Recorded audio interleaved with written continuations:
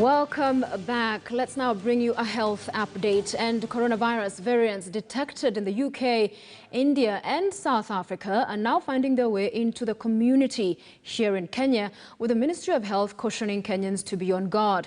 This comes in at a time when vaccine challenges remain high, even as the country expects few doses from tomorrow. Kisumu Governor Professor Nyang'nyong'o says Kisumu County will continue with plans to host Madaraka celebrations despite previous concerns. KTN News Health and Science reporter Sada Hassan has those details. As of the 25th of May 2021, 3 SARS-CoV-2 genetic variants have been detected in the country. They are described as variants of concern, VOC, given their potential to impact on control efforts of COVID-19 pandemic.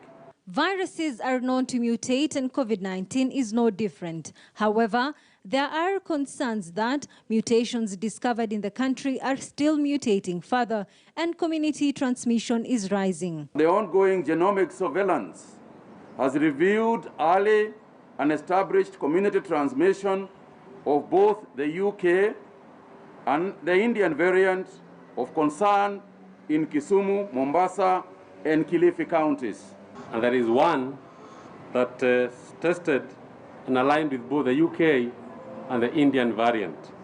It is this one that the CS stated that is undergoing further genomic sequencing. The new variants, however, have not shown severe infection among those infected, and studies show that vaccines are still effective on the variants.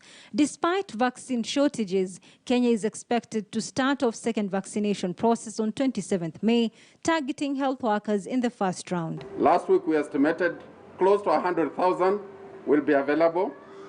And then tomorrow, we are receiving 72,000 doses from South Sudan, not DRC.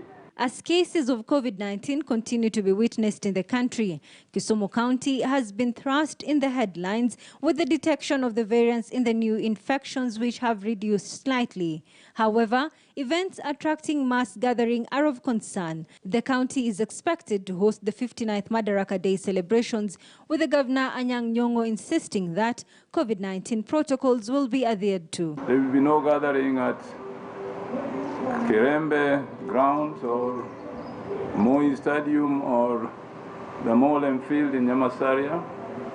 We ask everybody to stay at home and watch the event on their television or listen to the radio. His Excellency the President and his guests will, however, proceed to the Jomo Kenyatta International Stadium.